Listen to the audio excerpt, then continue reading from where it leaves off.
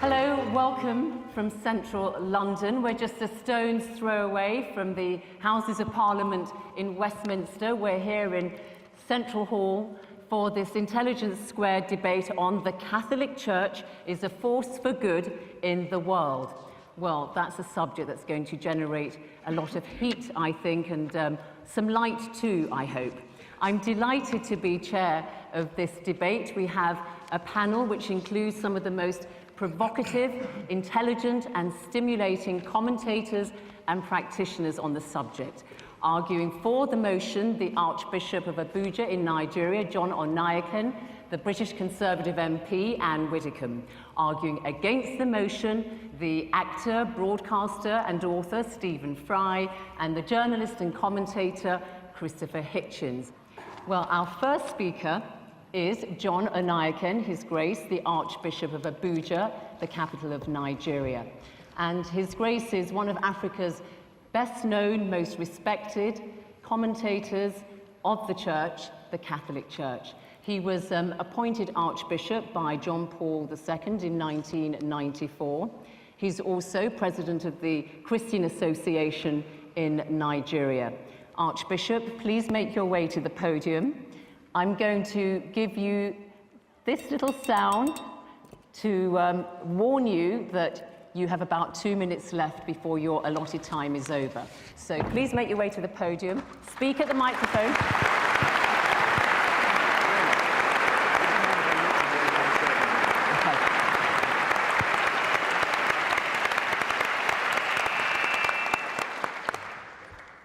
I thank Zainab very much for this wonderful introduction. I see her face so often in BBC.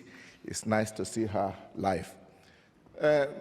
Friends, I certainly must say I'm grateful to be here for this occasion, and I thank Nick Pisani, our friend, for bringing me here.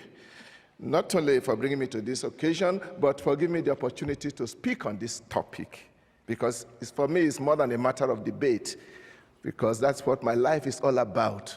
If I didn't believe that the Catholic Church is a force for good, I would not devote my whole life to precisely working in that institution, hoping that I am involved in something that is good for the whole world.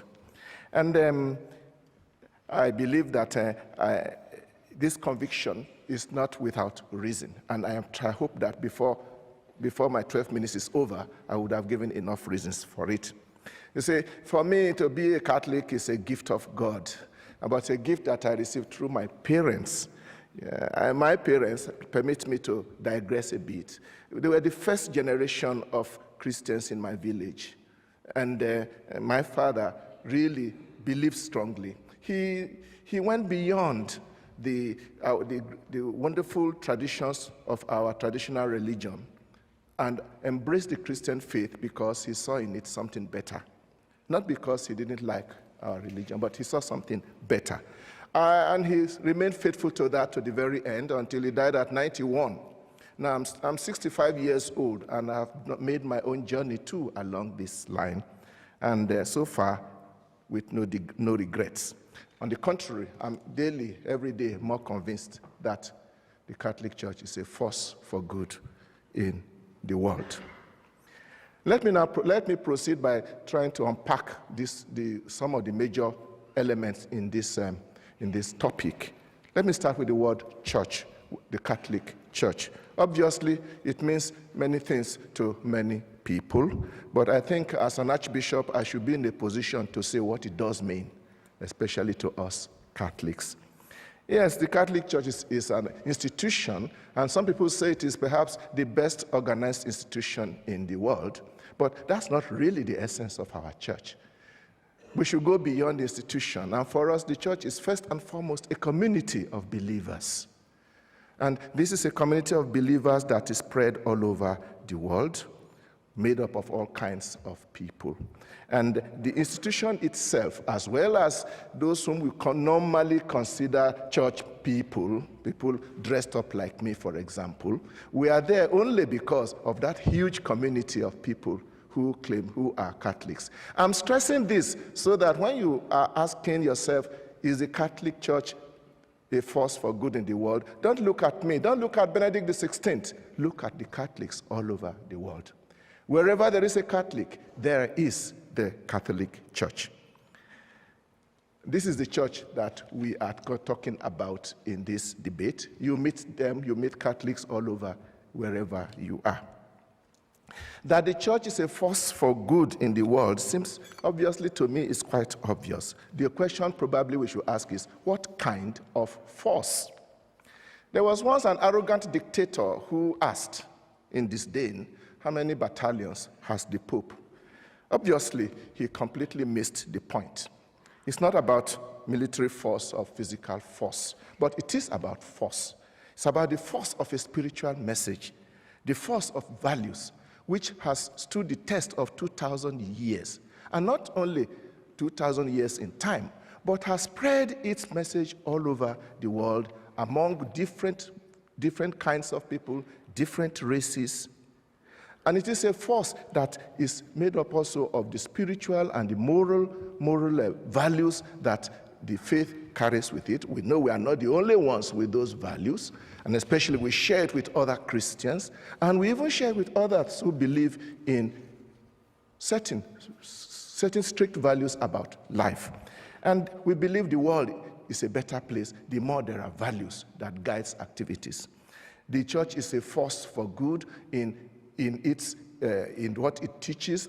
And I want to refer especially recently, our Pope wrote out an encyclical letter, which is our own, a most authoritative teaching in a document he called Caritas in Veritate, meaning charity in the truth. And there he not only analyzed the problems of injustice in our world, but actually came out with very interesting guidelines to assist the world to come out of its present confusion, if they would only listen. We must also not forget the sheer weight of the number of Catholics. I have checked the statistics, and we are told that now we have about 1.2 billion Catholics all over the world, out of a population of 6.6 billion, 17.3%. And these are young, these are made up of all categories of people, young and old, women and men, peasant farmers and high-tech professionals, simple citizens, and even heads of states and world leaders. This is the great army that is a great force for good in the world. And whatever they are doing, we consider it as being done largely also as a result of the spirit that guides them. Let's come further to a more concrete area of the kind of things that the Catholic Church does all over the world, the network of initiatives that the Church is engaged in, especially in the area of social welfare and development, which people like me, from where I come from, I'm constantly in touch with what the Church is doing. Independent statistics have shown that the Catholic Church is doing far more than its numbers and its population would probably suggest. The action of the Church is most significant in communities that are reduced to poverty and misery by human neglect and sometimes by hostile environments, whether it be schools, or hospitals, clinics, refugee camps, HIV and AIDS. In all these areas, if you go to those places, in those circumstances, and ask them, they will tell you that the Catholic Church is a force for good for them and a force for good for the world.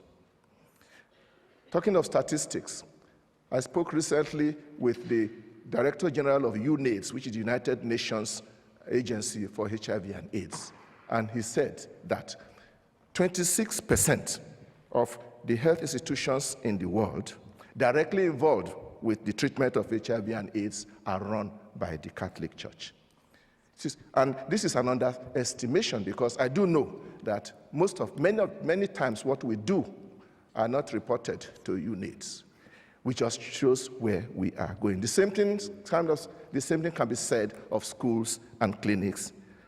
And please note that it is a well-known policy of our church that whenever we are engaged in social welfare work, it is always given to all without any discrimination, whether you believe or not, irrespective of creed. Therefore, in a world where very often things go according to sectarian lines and polarized, this is surely a great force for good. Mind you, I have not in any way suggested in all I've said so far that the Catholics are the best people in the world, far be it. Indeed, it is an integral part of our faith that our church is made up of saints and sinners. We are all struggling towards that perfection which Jesus asked us all to first follow. Nor am I denying that the Catholic Church has always and everywhere done excellent things, even sometimes in high levels. But this, again, only proves that we are in this world. Even the late Pope John Paul II had no difficulty at all in admitting the mistakes that people who claim to be Catholics and working in the name of the church have done in the past, and even apologized. And such gestures of apology is very rare in our world today. We should also be careful how we judge people of other times, because we do not know how those who will come after us will judge us. Let me conclude by drawing your attention to one particular aspect of my faith which I admire greatly. We are very open to dealing and moving and collaborating with others. And this is showing itself more and more, definitely in the countries where I come from. We reach out to others. We have a whole baggage of doctrinal positions as well as and policies which encourages us to look around. Anywhere you see anybody doing good, link hands with them. And I think this is very important for the world of our days. We are talking of the world of today. We need more and more efforts to link hands across all divides so that we can manage to make our planet a better place. A world of justice and peace. Is there still anybody here who still doubts whether the Catholic Church is a force for good in the world? Thank you very much.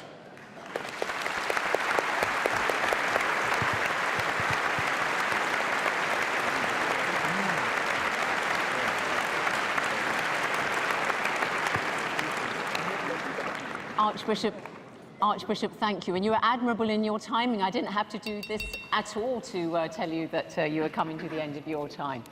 Our next speaker is Christopher Hitchens. He's arguing against the motion. Christopher Hitchens is British by origin, but he has spent most of his working life in the United States. He is a writer, journalist, and commentator, particularly well known for his trenchant and views and very original thinking. He works on Vanity Fair magazine, where he memorably wrote a less than complimentary profile, I would have to say, Christopher, of the late Mother Teresa. So, Christopher Hitchens, let us hear what you have to say. Your time starts now. Please make your way to the podium.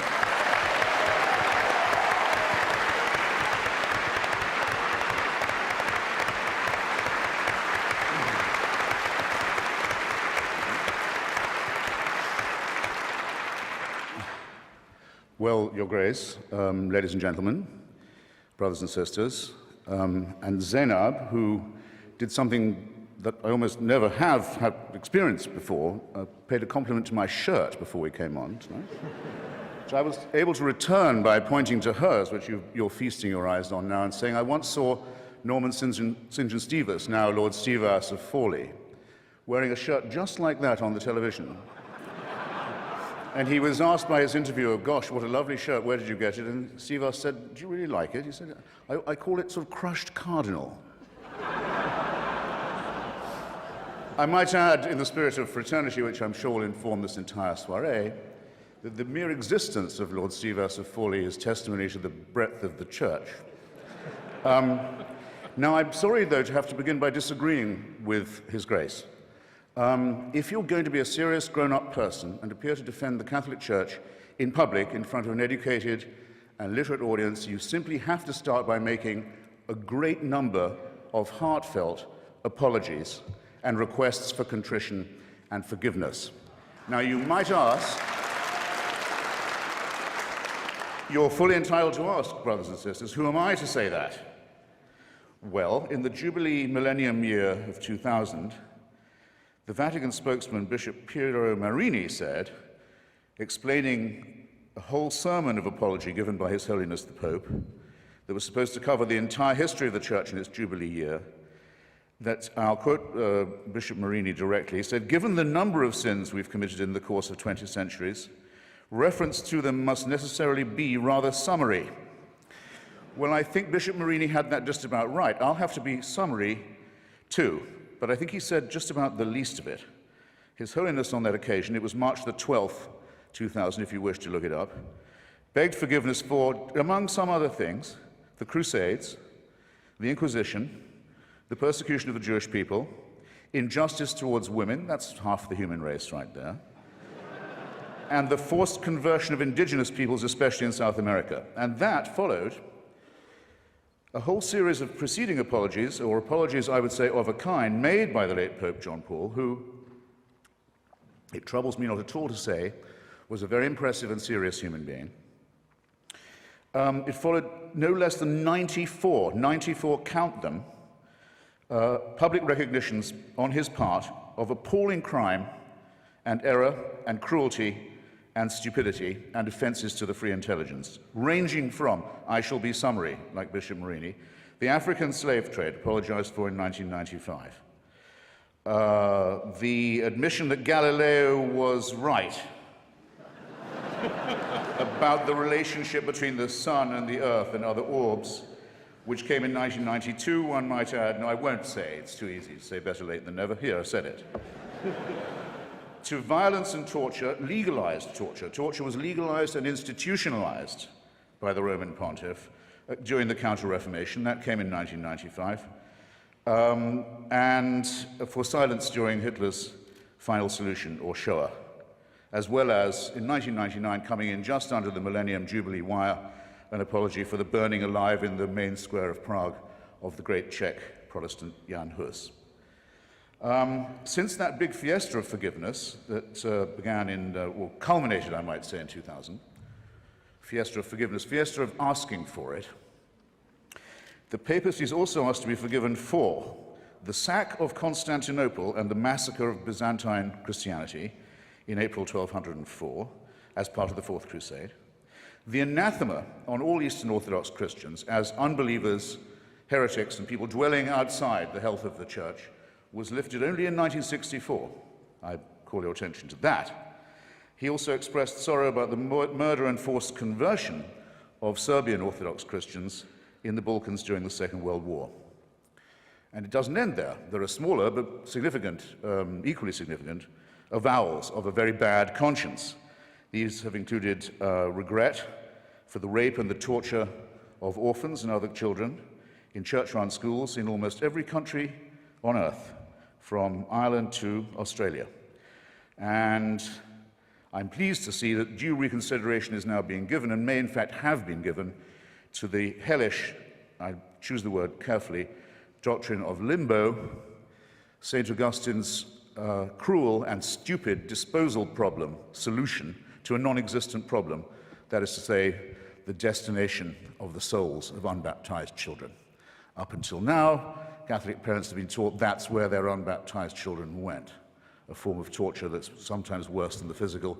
Now it seems that this piece of Augustinian sadism is undergoing reconsideration as well. But remember, this is from a church that, on the whole, cannot err.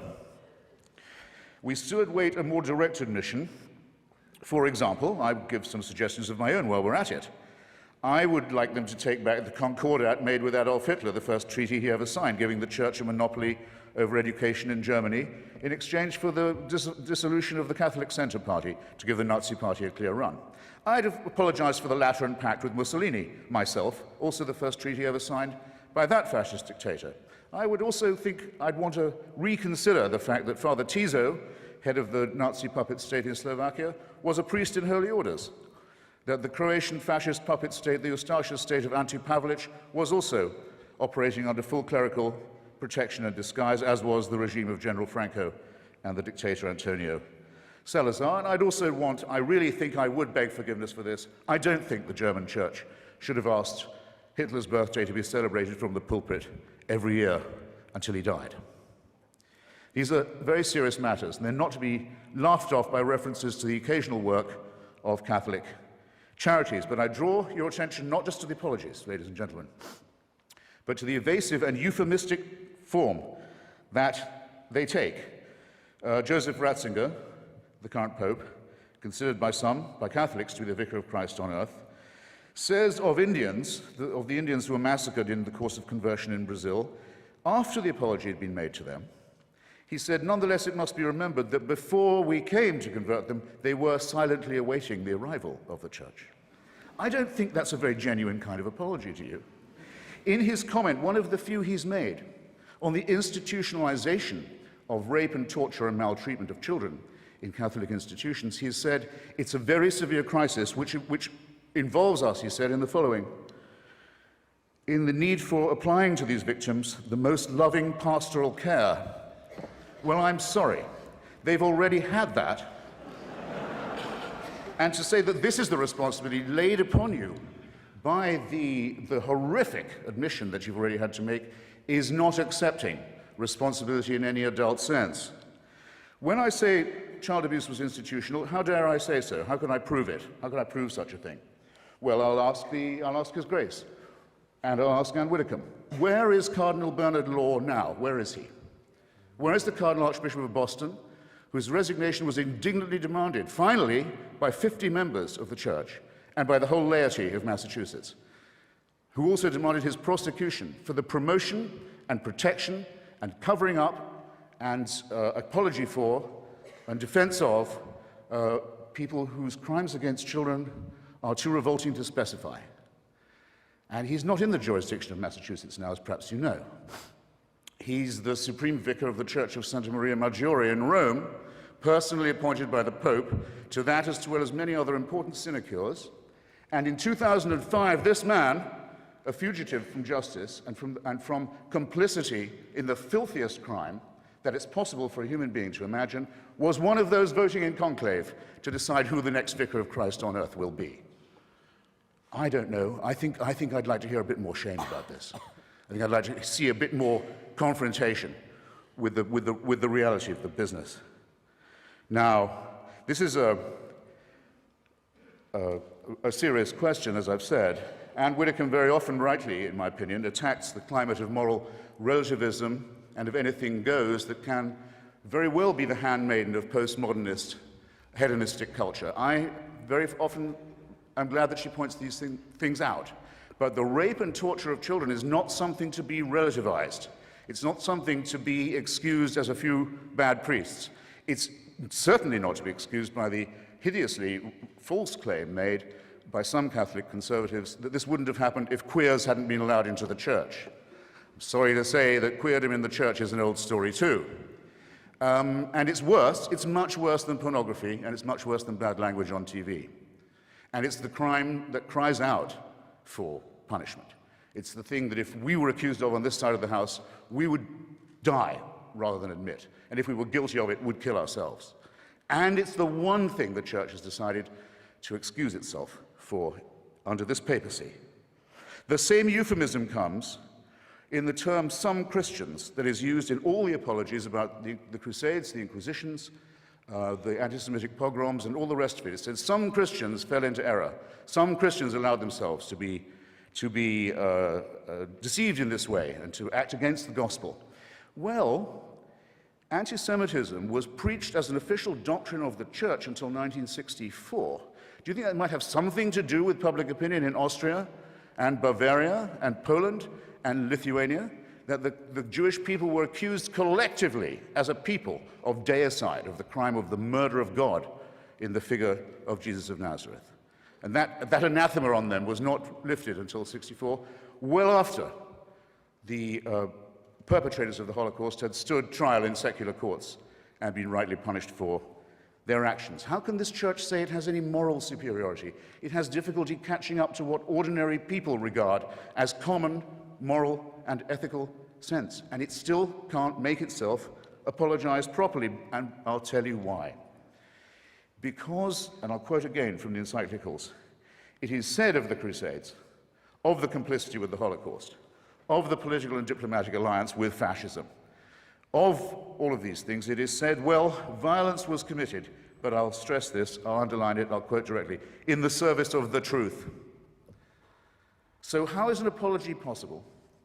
How is any understanding or undertaking or firm purpose of amendment to be allowed when the original sin, so to say, the radix malorum, the fons et origo, the problem in the first place, is the belief on the part of this church that it does possess a truth that we don't have, and it does have a God-given right, a warrant, a mandate of heaven to tell other people what to do, not just in their public, but in their private lives. And until that is changed, till that fantastic and sinister and non-founded claim is changed, these crimes will go on repeating themselves, being partially denied, partially admitted when it's too late to do anything else, and covered up.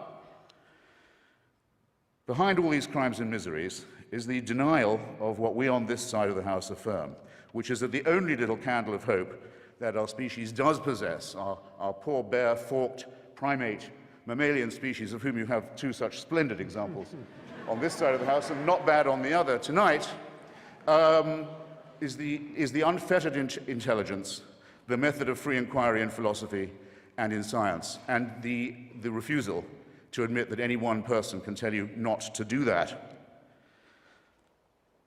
It's the one thing I might say, I think, is, if not sacrosanct or sacred, is, shall we say, essential. And the Church has always stood and still stands against it. Now, in the little time remaining to me, I'll just propose a few more apologies that we might hope to hear in the immediate future. Because there'll come a time when the Church will issue apologies and explanations and half-baked appeals for forgiveness for things it's still doing. The readmission as a bishop of Roger Williamson, a member of Marcel Lefebvre's fanatical, hysterical breakaway sect, so-called Society of St. Pius X. Roger Williamson, found hiding in a reactionary, quasi-fascistic establishment in Argentina, has long been a believer that, I'll put this shortly, that the Holocaust did not occur, but the Jews did kill Christ. In other words, genocide no, deicide yes. He was quite rightly excommunicated some years ago, along with several other members of his ratbag organization. But Joseph Ratzinger's invited him back into the communion because to him, having this man, this liar, this fraud, this racist in the church is more important because it's church unity than the things that he said and done and continues to stand for. Is this not a crying scandal? I think that there will be an apology for what happened in Rwanda, the most Catholic country in Africa, one of the most Catholic countries in the world, where priests and nuns and bishops are on trial for inciting from their pulpits and on the church's radio stations and newspapers the massacre of their brothers and sisters. And the papacy was silent on this appalling occasion, and everyone in Rwanda knows it. And there hasn't yet been a properly written apology for that disgrace. Staying in Africa, I think it will one day be admitted with shame that it might have been in error to say that AIDS is bad as a disease, very bad, but not quite as bad as condoms are bad, or not as immoral in the same way.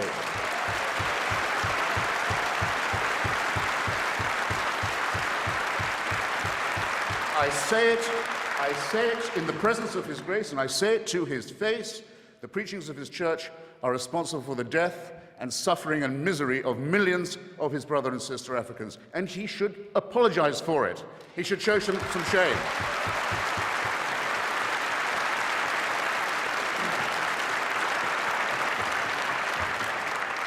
Fourth, for condemning my friend Stephen Fry for his nature, for saying you couldn't be a member of our church, you're born in sin.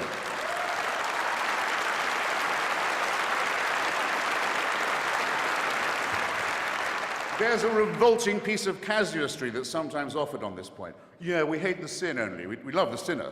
Stephen is, I'm sorry to say, not quite like other girls. It's his nature. Actually, he is like other girls in that he's, when I last checked, absolutely boy mad. He's not being condemned for what he does, he's being condemned for what he is. You're a child made in the image of God. Oh, no, you're not. You're a faggot. And you can't join your church and you can't go to heaven. This is disgraceful. It's inhuman. It's obscene. And it comes from a clutch of hysterical, sinister virgins who've already betrayed their charge in the children of their own church. For shame, for shame. And finally, under this Pope, as if it wasn't bad enough to try and restore the Latin Mass to gratify the mad fascistic followers of Archbishop Lefebvre, but to begin again to offer remission of sin, as Bishop Ratzinger, the Pope, I'll call him the Pope for heaven's sake, wants to do. If you come to a Catholic youth festival in Sydney, Australia, where I just was, you'll get a certain remission from purgatory or hell. It may be temporary. If you come a lot and you give a lot, you'll get possibly permanent remission from the eternal punishment that they don't know any more about than you and I do. This is the sale of indulgences blatantly, openly. It's the same temptation that was offered to those who set off on that Fourth Crusade that's just been apologized for, and killed all the Jews of Europe on their way, sacked Byzantine Christianity when they got to Constantinople, and then went on to massacre the Arabs and Muslims.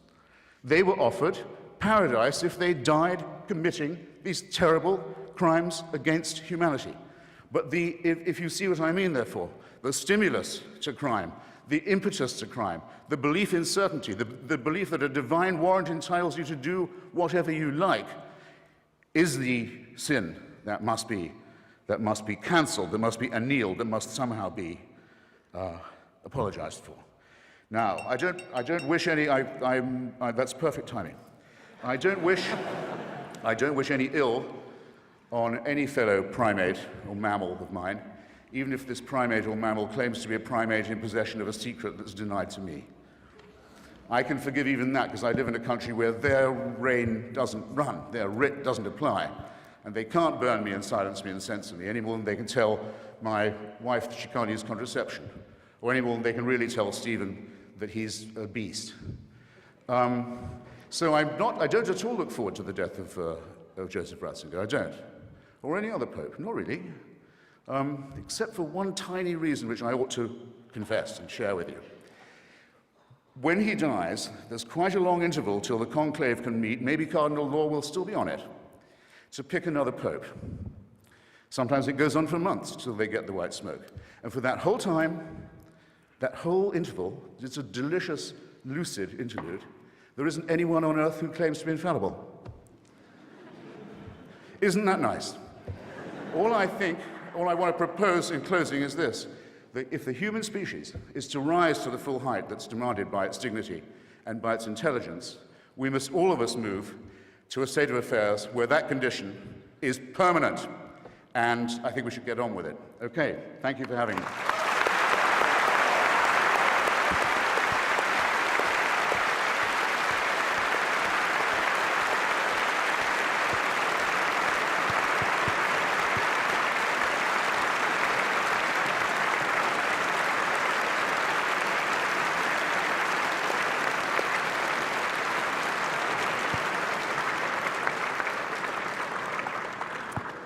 Well, Christopher, thank you very much for all that. Our next speaker is going to have her work cut out because she's speaking in favour of the motion that the Catholic Church is a force for good. The Conservative MP and former government minister, Anne Widdecombe, she's as well known for her religious views as for her politics. If you recall, she left the Church of England in 1992 in a blaze of publicity when it allowed the ordination of women priests. The following year, she converted to Catholicism and has become one of the most vocal and staunchest defenders of the Catholic Church since then. Anne Widdecombe, the floor is yours. Thank you.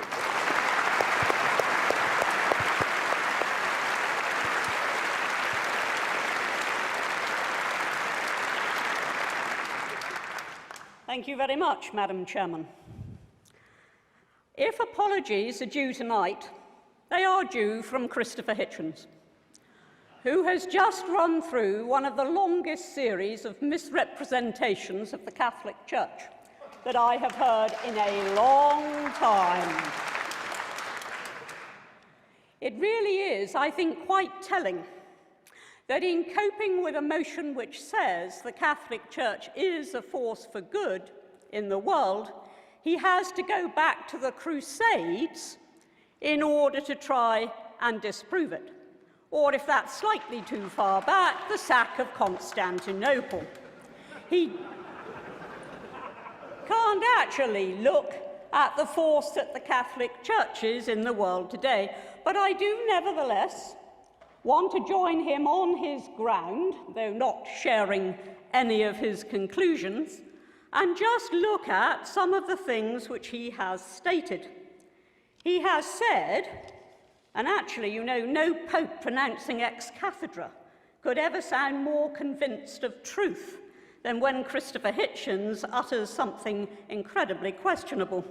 But he has said, with that certainty which characterizes his utterances, that the Catholic Church has had a history of anti-Semitism. Let us just look at the record of the Catholic Church. When the Jewish community was under the most serious threat that it has faced in recent centuries.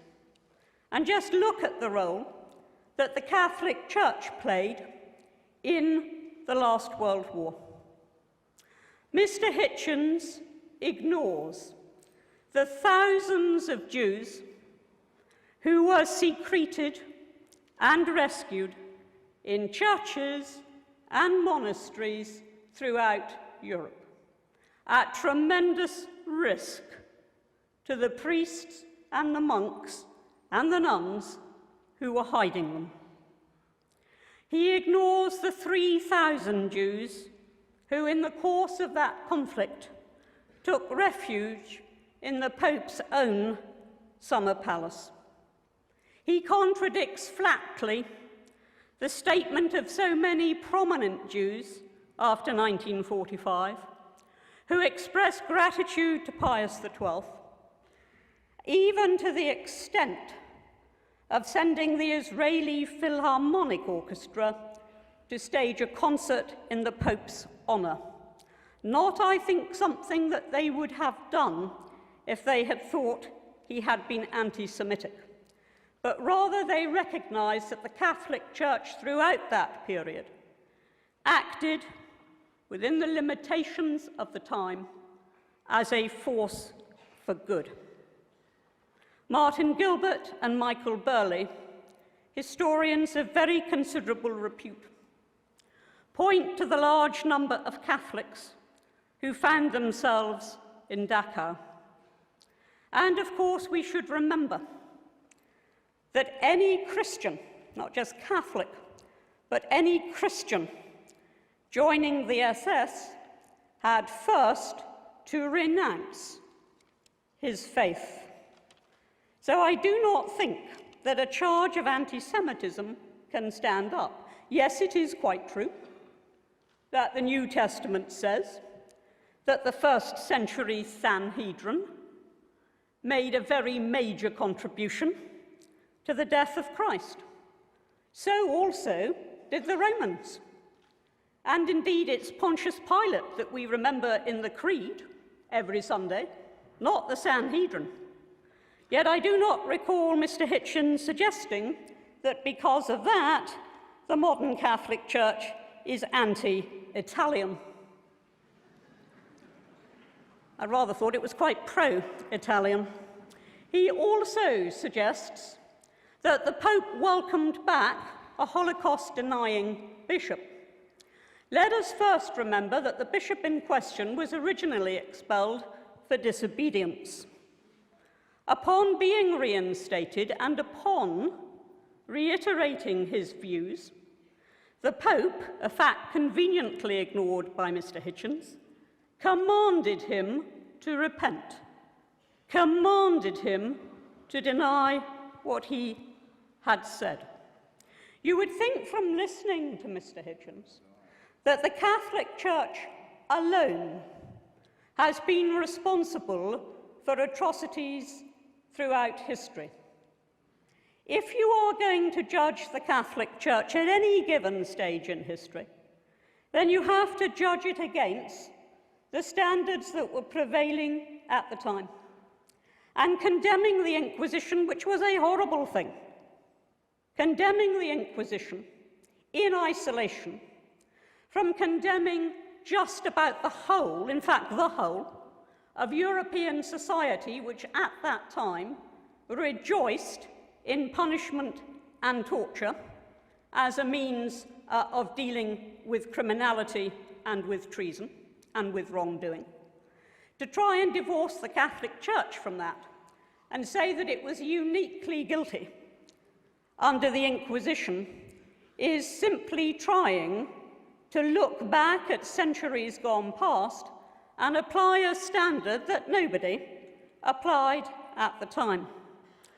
And coming nearer to our day, of course, Christopher Hitchens is right, and who could possibly dispute with him, that the abuse of children, of innocent children, is one, in fact, it is the worst offence that anybody can commit.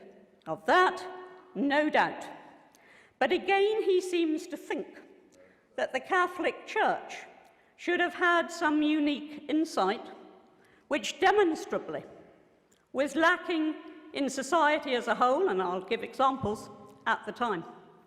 Let's remember that in the 1970s, not the Crusades, not the sack of Constantinople, but in the 1970s, the National Council for Civil Liberties in this country allowed the paedophile information exchange to affiliate to it. And the National Council for Civil Liberties had extremely respectable people at its head, including Harriet Harman and Patricia Hewitt. Would anybody seriously say that they condone child abuse?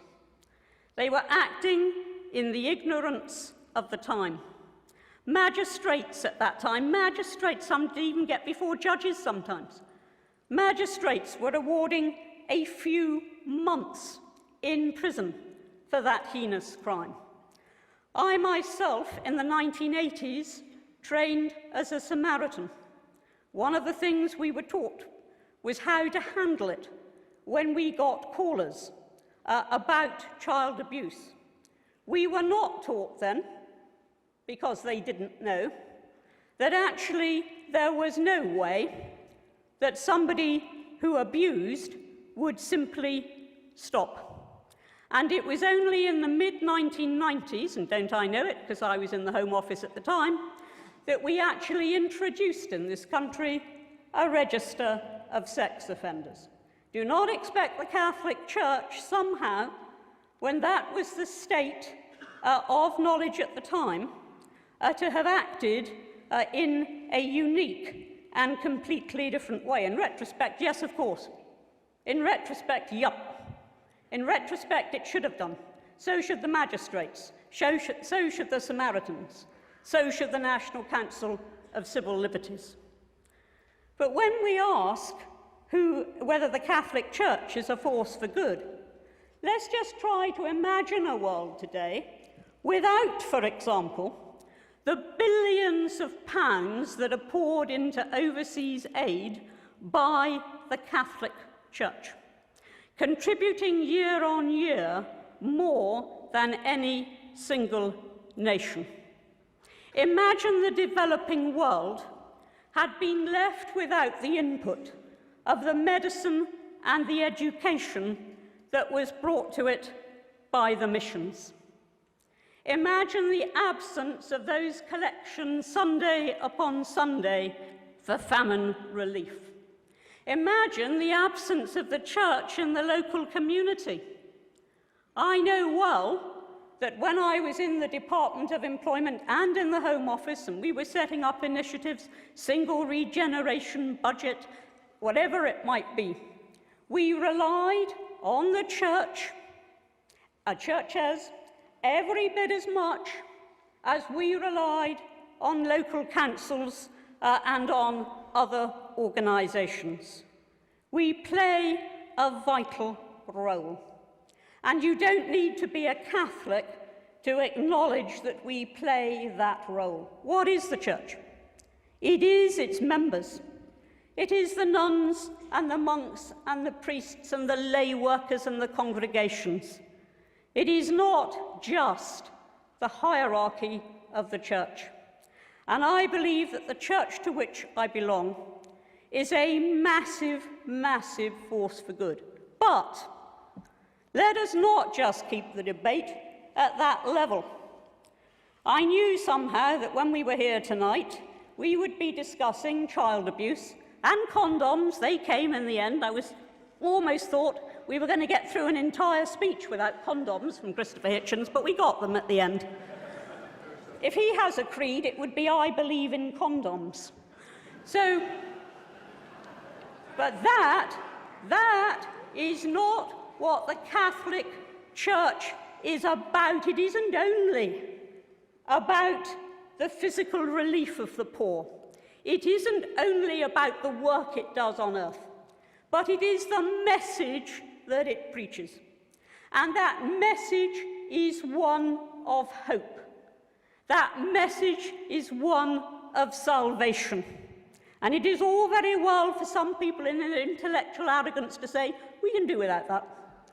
But actually, billions of people across the world live by that message of hope and of salvation.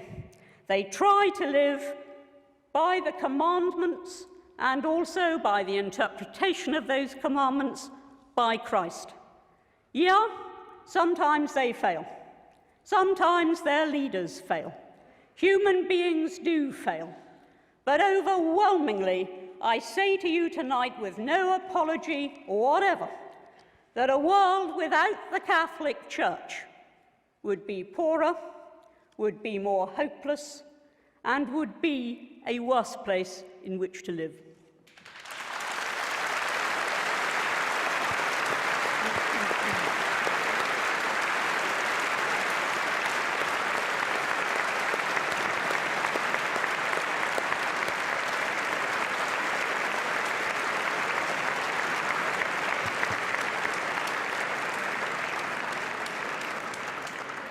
Well, thank you very much indeed, Anne Widdecombe. And our final speaker is against the motion that the Catholic Church is a force for good in the world. He's the actor, broadcaster and author, Stephen Fry, a bit of an all-rounder really. Stephen can turn his hand to many things, very popular with his legions of fans. Stephen, let's hear your views, see how well you do in the popularity stakes with people in the Vatican.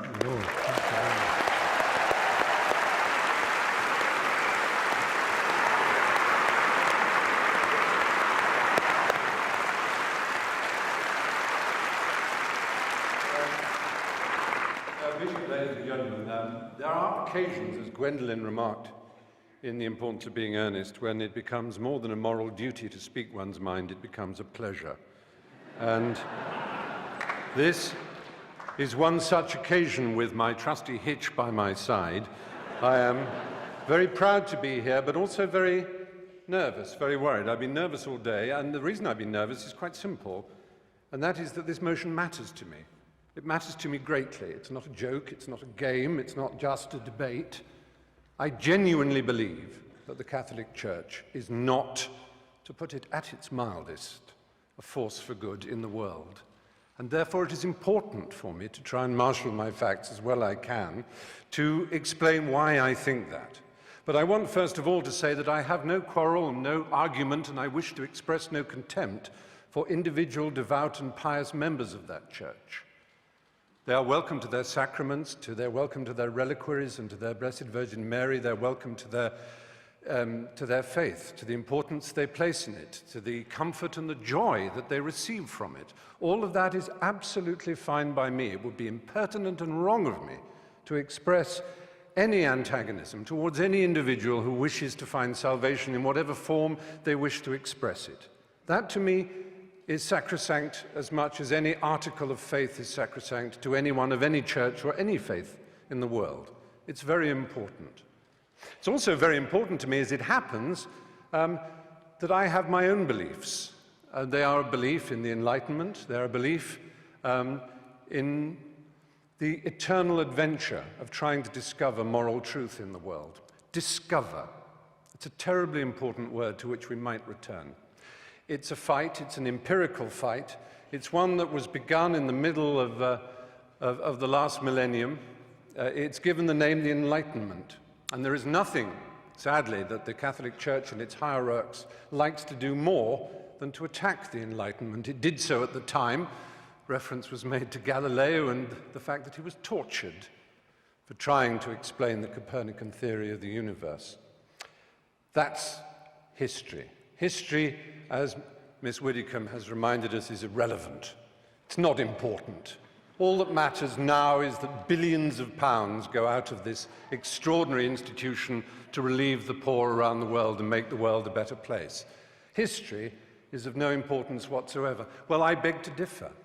History whinnies and quivers and vibrates in all of us, in this hall, in this square mile. Let's think about this square mile. I'll come back to it in a moment. But first, Christopher made mention of limbo. It seems so tedious and so silly, one of those little casuistic games that Thomists and others play. Aquinas and Augustine of Hippo both proposed this extraordinary idea that babies who were unbaptized would not know heaven. They also proposed the idea of purgatory, which doesn't exist in the Bible. There's absolutely no evidence for it. However, what an extraordinary, brilliant coup to imagine such a thing as purgatory, that a soul needs to be prayed for in order to go to heaven, in order to turn left when he enters the aeroplane of heaven and get a first-class seat. That he needs to be prayed for, and for many hundreds, indeed over 1,000 years, you'll be amazed what generous terms those prayers came at. Sometimes as little or as 2/3 of a year's salary could ensure that a dead loved one would go to heaven. And money could ensure that your baby, your dead child, your dead uncle, your dead mother could go to heaven. And if you were rich enough, you could have a chantry built, and monks would permanently sing prayers so that that existence in heaven for the child would go up and up and up until they were at the table of the Lord themselves. Now, all this is in the past and is irrelevant. I cede to Anne Widdicombe how irrelevant it is, except in one thing. This church is founded on the principle of intercession. Only through the apostolic succession, only through the laying on of hands from this Galilean carpenter, whom we can all admire, only from the laying on of hands to his apostles, to St. Peter, to the other bishops, all the way down to everyone consecrated in this room. Anyone ordained here will know they have this extraordinary power to change the molecules of wine into blood, literally, to change the molecules of paste bread into flesh, literally, and to forgive the sins of the peasants and the poor whom they routinely exploit around the planet. Only this church has this extraordinary principle that it is through these male priests, and only male priests, that this is given. It is a doctrinal fact. It is more than a doctrinal fact, it is a dogma. Extra ecclesiam nulla salus. Outside the church, there is no salvation. That is a dogma of the church that has been used to excuse all the missionary zeal, all the rape and torture of the Aztecs and the Incas, all the horrors of South America and Africa and the Philippines and the rest of the world, to which other churches and other cultures have also their guilt to admit. It's not unique to the Catholic Church, and I never said it was, and the motion doesn't say it was, or at least the opposition of the motion does not arrogate to the Catholic Church uniquely this sin. However, the particular nature of the exploitation of the poor, the vulnerable, and the young. If I were to talk to a priest now, believe me, that priest would be the most worldly, charming, self-deprecating, snobbish in a Ronald Knox, Alfred Gilby sort of way. He would be lovely. He would smoke. Gosh, how daring. He would be a sort of ha-ha-ha priest, and the superstition and the nonsense that we read about of the church It's absolute. Don't pay any attention, Stephen. Just join Farm Street or the Brompton Oratory and have a marvelous time as a Catholic, and everything is lovely and splendid. But be poor and ignorant, and my goodness me, every single detail of damnation and original sin and of any possibility of your complaining or asking to think for yourself. I said, let's think of this square mile. Just imagine in this square mile how many people were burned for reading the Bible in English. And one of the principal burners and torturers of those who tried to read the Bible in English here in London was Thomas More. You may know if you've read the novel Wolf Hall, which won the Man Booker Prize just the other day. Now, that's a long time ago. It's not relevant, except that it was only last century that Thomas More was made a saint, and it was only in the year 2000 that the last pope, the Pole, he made Thomas More the patron saint of politicians. This is a man who put people on the rack for daring to own a Bible in English. He tortured them for owning a Bible in their own language. The idea that the Catholic Church exists to disseminate the word of the Lord is nonsense. It is the only owner of the truth for the billions that it likes to boast about, because those billions are uneducated and poor, as again it likes to boast about. But they are the ones it can tell and bully and domineer. And then we come to children. Well, it's all very well to say the world didn't know better. The world had no knowledge of how dangerous a crime child abuse was. I want to read you some of the words of Ratzinger, the current Pope. Staggers me to admit that he is the head of state of a country. Incidentally, Anne Widdecombe said, "We didn't have the power of a nation state." Yes, you do. You are a nation state. Yes, I wrote it down. You mentioned that. You are a nation state. And it is no accident that the UN Cairo Population Conference, when they were trying to do something about the world's population spinning out of control, Vatican City, as a nation state represented at that conference, made a joint statement with the Islamic countries of the world, notably the most extreme Islamic countries of the world, led by Saudi Arabia, and it began, "On behalf of the revealed religions of the world, ... And what it did was essentially hobble and veto any possibility of women's sexual freedom in the world, because as we know, the Islamic religion and the Catholic Church have never been anything other than implacably opposed to women's choice in their own bodies and their destinies. However,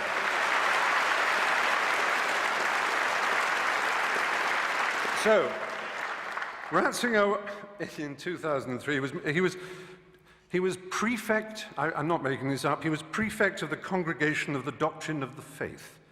And it was his job to deal with the child abuse scandal that was brewing.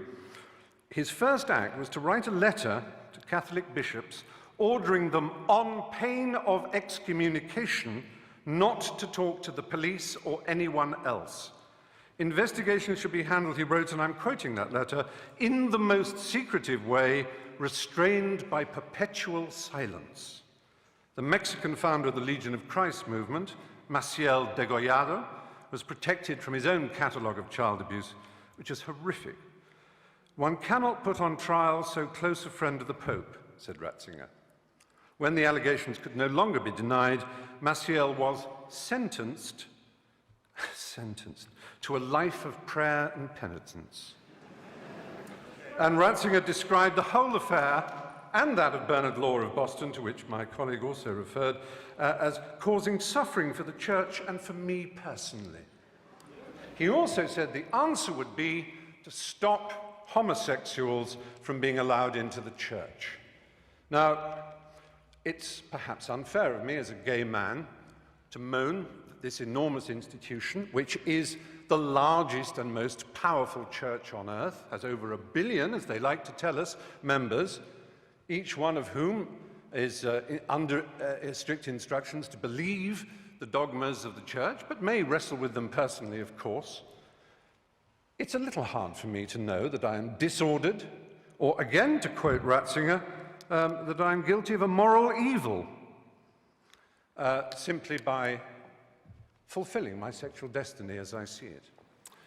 It's hard for me to be told that I'm evil, because I think of myself as someone who is filled with love, whose only purpose in life was to achieve love, and who feels love for so much of nature and the world and for everything else, and who, like anybody decent and of an education, realizes that in order to achieve and receive love, it's a struggle. It's not one that needs a pope to tell you how to do it.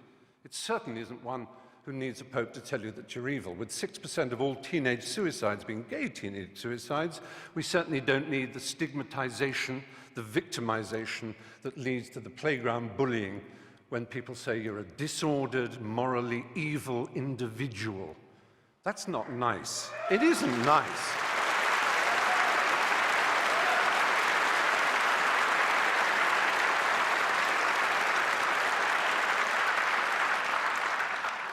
The kind of cruelty in Catholic education, the kind of let's not call it child abuse, it was child rape.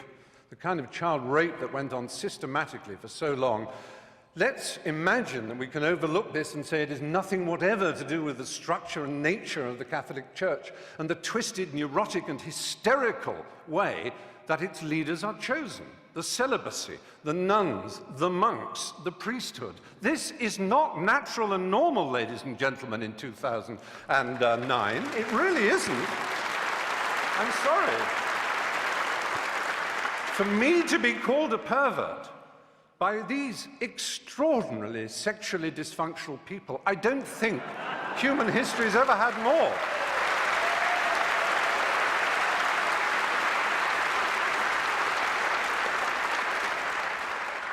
I have to say, this is not a problem that necessarily is permanent. I like to believe that in 10 years' time I could come back and argue the opposite. Even though I've talked about the history and the structural problems of this benighted institution, and the cruelty and the unpleasantness it has caused around the world, I have yet to approach one of the subjects dearest to my heart. I've made 3 documentary films on the subject of AIDS in Africa. My particular love is the country of Uganda. It's one of the countries I love most in the world. Been there many times. I've interviewed Yoweri Museveni and his wife Janet before, unfortunately, she suddenly saw God. There was a period when Uganda had the worst incidence of HIV/AIDS in the world. I went to Rakai, the village where it was first spotted. But through an amazing initiative called ABC, abstinence, be faithful, correct use of condoms, those 3. I am not denying that abstinence is a very good way of not getting AIDS. It really is. It works.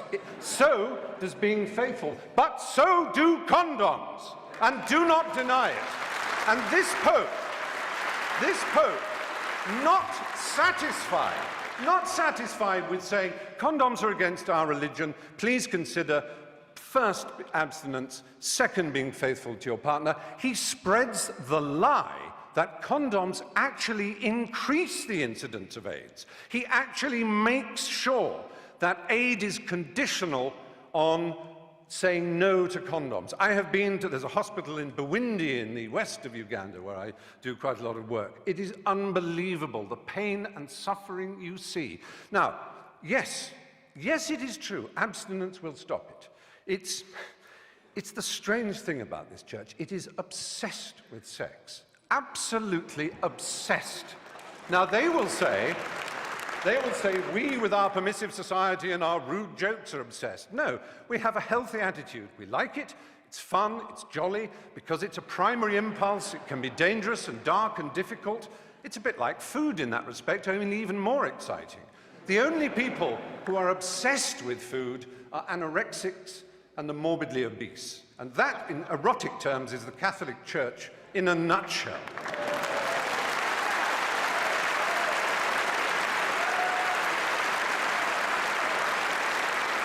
So,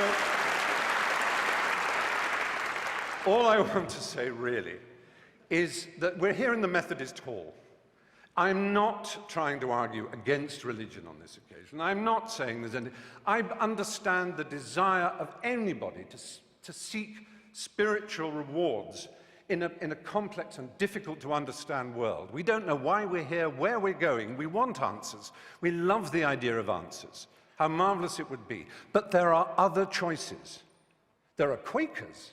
Who could possibly quarrel with a Quaker? With their pacifism, with their openness, with their ease, with their simplicity, with their refusal to tell anybody what's a dogma and what isn't, even with Methodists also.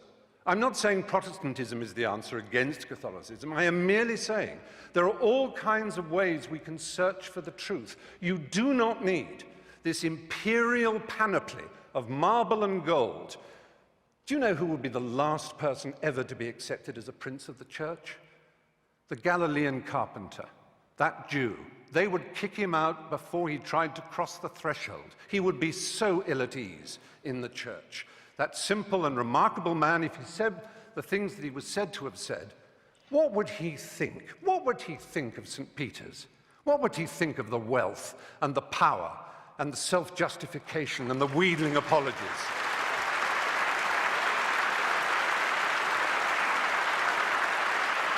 What would he think of a man who calls himself the father, a celibate who dared to lecture people on what family values are? What would he think of any of that? He would be horrified. But there is a solution. There is an answer. There is redemption available for all of us and any one of us. And for the Catholic Church, funnily enough, I think it's a novel by Morris West. The Pope could decide that all this power, all this wealth, this hierarchy of princes and bishops and archbishops and priests and monks and nuns could be sent out in the world with money and art treasures to put them back in the countries that they once raped and violated, whose original systems of animism and belief and simplicity they told would take them straight to hell. They could give that money away and they could concentrate on the apparent essence of their belief. And then I would stand here and say the Catholic Church may well be a force for good in the world. But until that day, it is not. Thank you.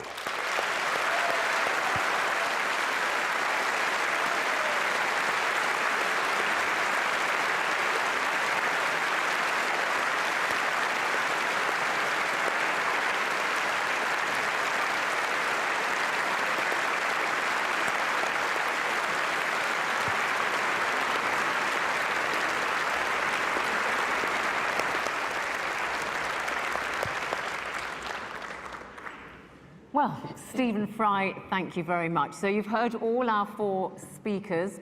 It's going to be your turn, the audience next. And I'll give you a couple of minutes to think about what you want to ask our panelists, any questions or comments you may wish to make. Because I'm going to give you now the result of that vote that you all gave when you were coming in here to Central Hall. And there are about 2,100 people in the auditorium today, well over that actually. And this is how you all voted. Now, probably no surprise, because you can kind of tell from the applause that we've been getting from our speakers, just perhaps where you all stand. But this is how you actually voted. The Catholic Church, the motion is the Catholic Church is a force for good in the world. In favour of the motion were 678. 678 agree with that. Against the motion that the Catholic Church is a force for good was 1,102. Big difference. However, 346 of you were undecided. Now, I've been taxing my arithmetical abilities here, and I see that it's a difference of 424. 346 were undecided. So, Archbishop and Anne Widdecombe, you're going to have to not win over the undecided, but actually convert some from the other side. So you need to get 425 over to win the motion, because at the moment you're quite a few hundred behind. Let's see if we can sway any opinions here amongst all of you by listening to some points that you wish to raise with the panel. And then we're going to ask you to vote again, and I'm going to ask our speakers to make their closing statements. Now, put your hand up if you want to speak. If you go on, I've got a little button here that will render you inaudible. So please keep your comments to the point. You're standing, sir, so you must be terribly keen and enthusiastic, so I will come to you first. Say your name and designation if you wish to, if you think it may be relevant. My name is Keith August-Wood. I'm the Executive Director of the National Secular Society. And I've just come back from the United Nations Human Rights Council in Geneva, where I put to the United Nations Human Rights Council the fact that the Holy See, its alter ego of the Catholic Church, has broken 5 articles of the United Nations Convention on the Rights of the Child. Just one of those, because it's supposed to produce annual reports, and it's 12 years behind in doing those. It did not deny, the Holy See came back and did not deny any of the charges that I made on the 22nd of September. Okay. All it said... You're losing us. What is your point, please? My point is that it did not deny breaking 5 articles of the UN Convention on the Rights of the Child on child abuse. And I think it's disgraceful that it should be allowed to do it and that the international community should let it get away with it. Okay, thank you. We'll take another question. There's a lady here. I would like to ask Mr. Hutchins if he is only against the Catholic Church or against all religions. Shall I go to the podium? I'm just going to take one more. No, just stay here. I think I heard. Okay, anybody upstairs? Can I see? I'm sorry, the lights are in my eyes. Hi there. This is a question for Christopher Hitchens. Many people today feel that we're really living in some kind of moral crisis, and you can see that all around us. Now, if one thing that the Catholic Church does do for good, in my opinion, is give us the 10 Commandments, a very basic, obvious way of giving us some kind of moral guidance. Would you not agree with that?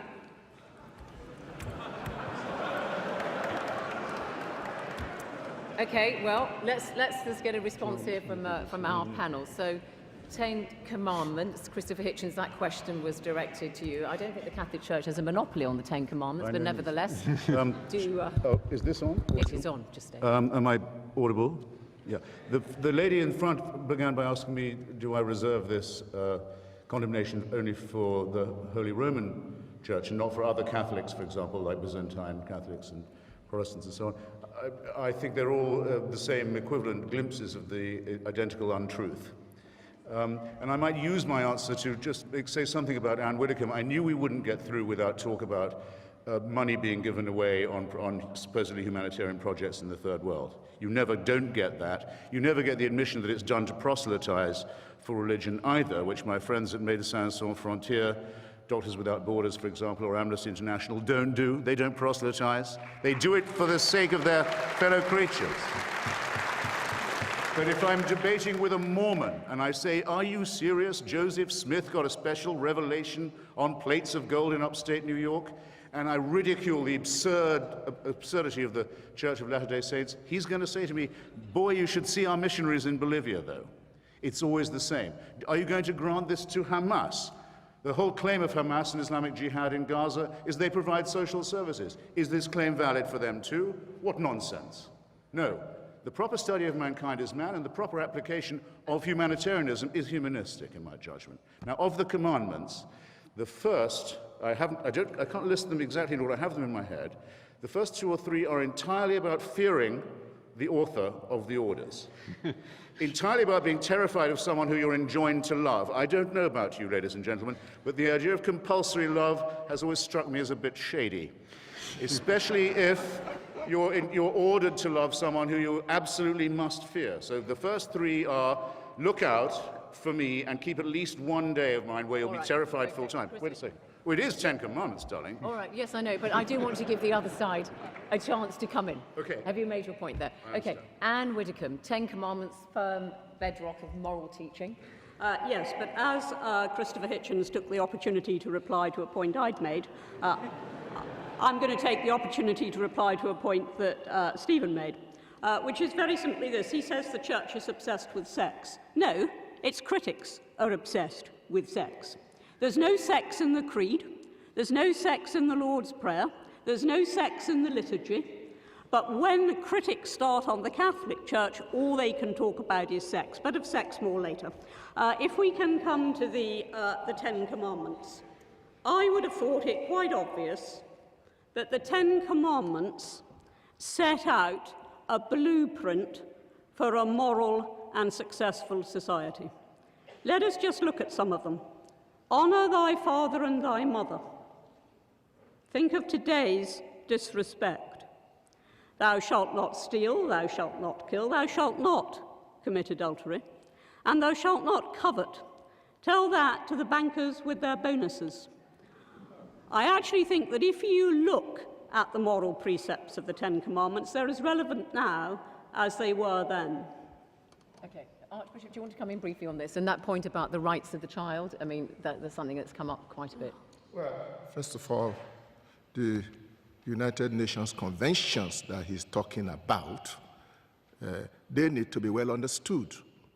And it is a fact that there is not a unanimity even in the interpretation of the content and the meaning of many of those conventions is referring to.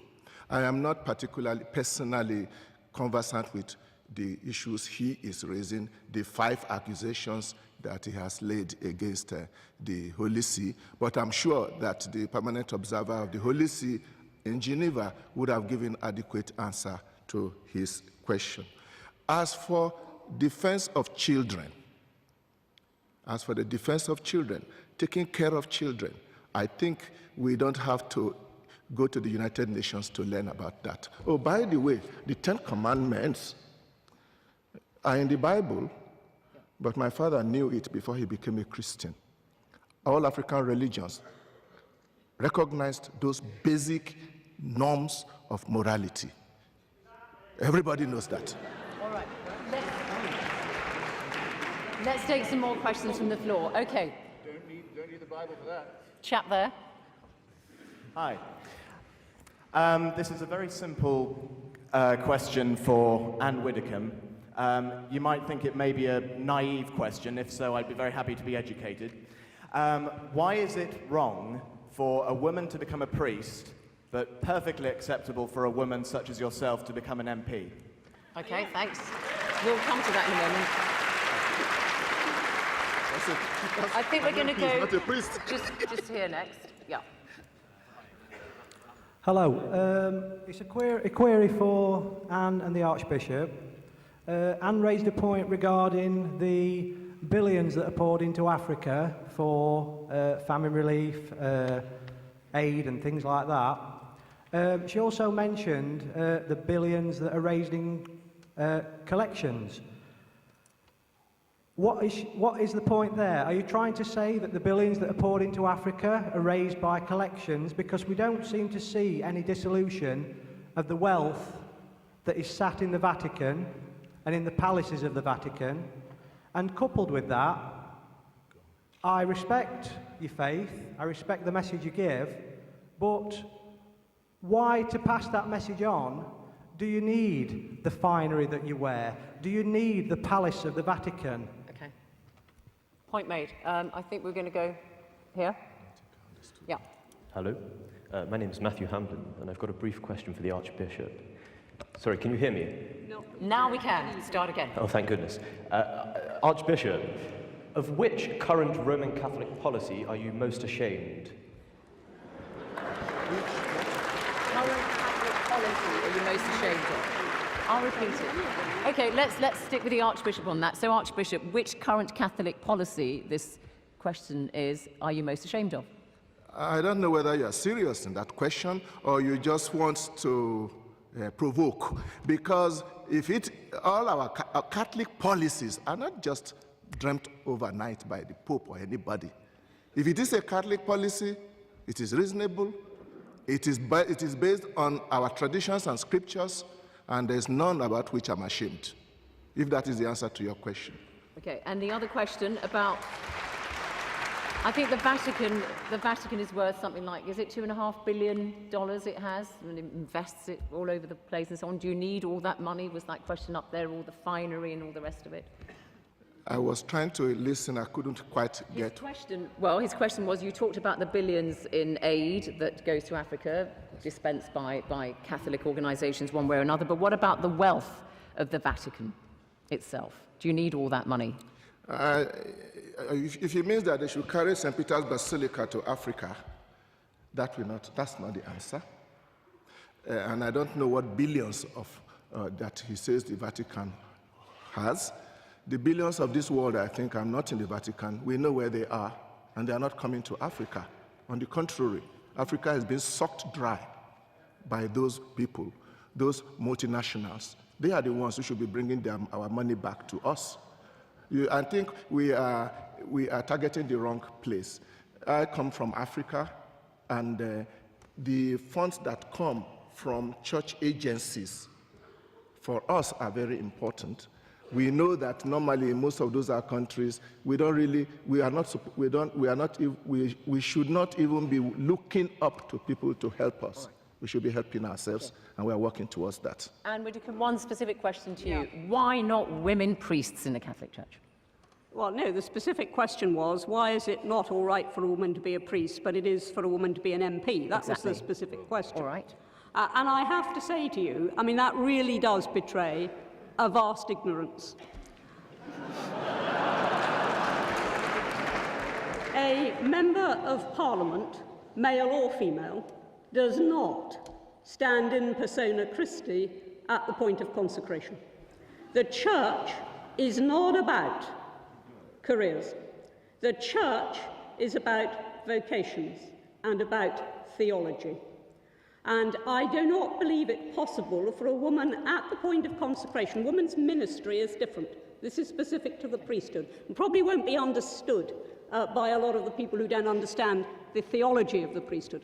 But I don't believe that it is any more possible for a woman to represent Christ at the point of consecration than for a man to be the Virgin Mary. Okay, thanks. Lots of hands up, and I really do want to go around everybody. So panel, if you could keep your responses to the point as much as you can. Up there, please. Question to Anne and the Archbishop. How can the Church possibly sustain and justify taking money from the impoverished in Mexico, in Latin America, in Africa, and at the same time suggesting that you're a force for good? I didn't quite hear that question. Okay, thanks. Well, question to Stephen Fry. I'm a Catholic, but I like you a lot. And then I don't know that the Catholic Church condemns homosexuality as such, only recommends chastity for everybody. And then if I am not married, I should be chaste. Either I am homosexual or heterosexual. And also, as I have read in your books, you should not, or you don't consider that to be celibate for a long period is something so awful or impossible. Okay, all right, thank you. Now, okay, did I say that? Yeah. I missed that first. Hi, question for Anne Widdicombe, actually. You accused Christopher Hitchens of judging the Catholic Church by the standards of the time, but surely the truths in your doctrines are either eternal or they're not.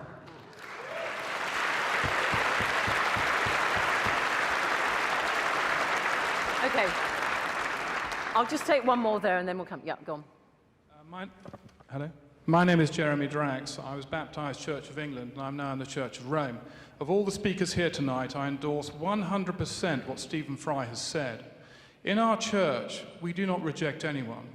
The life of Christ was a life of service, a life of sacrifice, and a life of generosity. He did not spend it with the rich, the powerful, those with nice clothes and refinery. He spent it with the down and outs, the poor, the sick, those who were rejected by society. It is a tragic shame that a church that is founded on such fabulous principles has lost its way, in my professional view and personal view, in buildings that are arguably excessive to its requirements, with cardinals and bishops who, with Christ's guidance, should be on Yeah. the shop floor serving the people. All right. We've had this. Therefore, why is this church not leading by example and following Okay. the life of Christ? All right, thanks. You're reading a statement there. Okay, fine. Stephen Fry. Stephen Fry, the question about the Catholic Church apparently doesn't condemn homosexuality, that question asked. Well, I'm afraid it simply does. It does condemn it, yes. It calls it, the official word is disorder, but it was refined by the current pontiff, Ratzinger, who called it a moral evil. But on the other hand, we must remember, as the point that was made, is that the Church is very loose on moral evils because although they try to accuse people like me who believe in the empiricism and the Enlightenment of somehow what they call moral relativism, as if it's some appalling sin, where what it actually means is thought, they, for example, thought that slavery was perfectly fine. Absolutely okay, and then they didn't. They thought until the year 2000 that a baby went to limbo, causing unbelievable distress to parents whose child died. Okay. Unbelievable distress. And then, with a wave of the hand and a stamp of a seal, it was no longer true. Something that had been eternally, or at least true for 2,000 years, suddenly wasn't. Because the truth is complicated. It's hard. And what is the point of the Catholic Church if it says, oh, well, we couldn't know better because nobody else did? Then what are you for? Okay.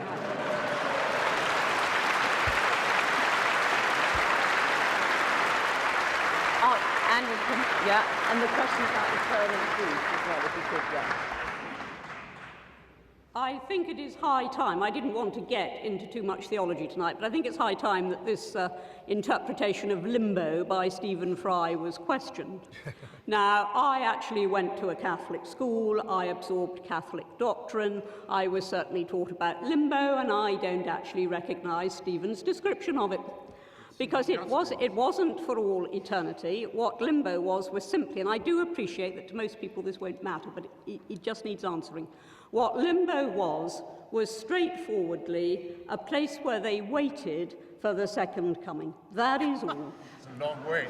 Long wait, yeah, long wait. And Archbishop, can you just clarify for us on this thing about homosexuality? The Catholic Church condemns the act but not the individual. Did Jesus Christ himself actually say anything about homosexuality? I don't think he did. That is a wrong question in this regard.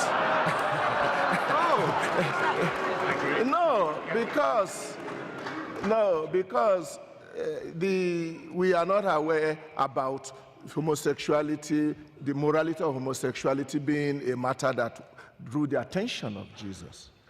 But Jesus certainly spoke about the Ten Commandments and adultery. But to come to the position of the Church of homosexuality, it recognizes there are people who have homosexual tendencies, and they even consider themselves as such. But the Church also says that the homosexual acts are wrong, but that doesn't mean that those who are engaged in it are condemned outright, because each person has his own personal story. There is room for that. I do not think we should deny the Church the right to propound its own doctrines. You are not obliged to take it. Let's hear some more from the floor. I'm sorry about the question about eternal truth. We may get to that a little later. Okay, over there, up there. It actually follows on from the point just raised. As a gay man, I find the history of sexual repression and oppression that's gone on in the church to be argued that that's just being being obsessed by sex to be a bit offensive, and I wondered if Anne Widdecombe would defend her position a little bit more on sexuality. We've had that point. We've dealt with that point. Can I go to number two? I just wanted to say on behalf of myself and my fellow degenerates that I would just like to ask all the Catholics in the room, as well as the proposing team, if they'd like to just stay out of my sex life and in my bedroom. All right. That'd be great. We've had this, okay. Can we have slightly different points, perhaps, that haven't been raised? Yeah. Let's see if I've got any luck with you. Yes, hello. This is a point specifically to the Archbishop. He spoke about his father and how before becoming a Christian, his father had a basic grasp of the Ten Commandments from the society that he lived within. He seemed to use this as a point to prop up his own argument. I would argue the contrary. Surely, if people have a grasp of basic morality without the dogma, the doctrine of the church, then everything good, all the humanitarian aid, all the great work that the church has been doing that you've spoken about, surely that's not the church. That's just people that happen to be under this umbrella of the church. It's the people that are doing it, not the dogma of the church. Here. I'm going to take that as a point rather than a question. Could, the young lady with the spectacles, yeah. Yeah, talking about sort of the humanitarian aspect of what's done, I was just wondering if Stephen Fry and Christopher Hitchens felt that perhaps there would still be the same amount of aid and the same amount of concern for sort of people in Africa that do need our help without sort of this emotional, spiritual blackmail that perhaps the Catholic Church can be guilty of. Okay, we'll come to that. Any supporters of the Catholic Church? Because so many of you, sorry, I'm not showing bias, but just to spice things up. Wait till the microphone gets to you. Yeah. At the front, she's not put her hand up. Sit here, I'm looking at the word intelligence, and I think behind the word intelligence is reason. I thought that this discourse was going to be about intelligence and reason, and not about emotion, whipping up emotions. I want to ask Hitchens and Fry. You try to put the blame of the Jewish Holocaust and the slave trade squarely on the shoulders of the church. Are you sure of that position? Okay. Just pass the microphone to the sister next to you, please, because I think you had your hand raised, and then we'll come to the panel. I am a Reverend sister and a nun. I just want to say that our life is based on the life of Jesus Christ, not on emotion or based on the way the world is going. So I thank all the people who are listening, and I think the message we are getting here will lead us to live a good life. That's why myself, sitting here listening to the talk, I think it is good that we focus our attention on the life lived by our Lord Jesus Christ. Thanks very and much. what our Archbishop trying Thank to you. Thank you, sister. teach us. Thank you. Let me just take a couple more, actually, because so many hands in the air. Can we come... Yeah, just take your pick at the front there. Can you keep your points very brief? Because really, you're taking liberties too much, too long. Anne Widdecombe said there was no sex in the Lord's Prayer. In the world I inhabit, you don't become a father without sex being involved. All right, we'll take that as a point, as a comment. If you've got brief comments, okay, there, and then I'm going to come to the panel, don't worry. As is so often the case in these debates, the devil lies in the interpretation of single words in the motion. And the word is good. And it is, I think one has to accept that if you have 1 billion followers, then it is an enormous force.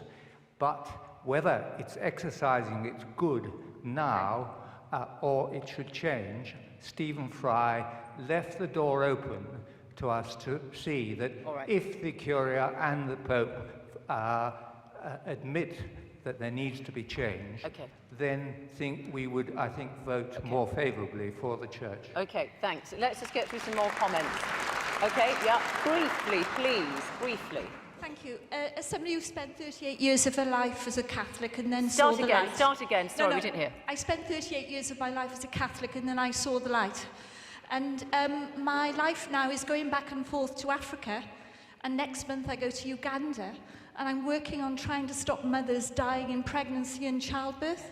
What I'm saying is, please, please, reverse the rule on condoms and family planning and contraception and save more lives. Save thousands and thousands of lives.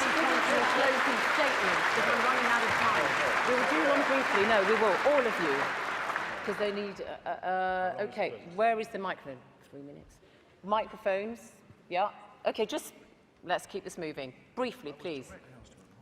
Yes, very I will ask briefly, you that later. as a Catholic, I'm actually very pleased to be here this evening to hear two sides of a very important argument. And the positive thing I take away is that the Catholic Church can take the opportunity to reflect upon these comments, and that we look for the future. And it's by actually accepting these comments and by looking for a way forward that the Church can actually grow and have a more important part of the world. All right. Thank you. Up there. You're going to have to address some of these points in your closing statement. Hello, this is a question for Stephen and Christopher. I'm really happy that Stephen's mentioned the Enlightenment and empiricism, which is something that I think can add a lot to human existence.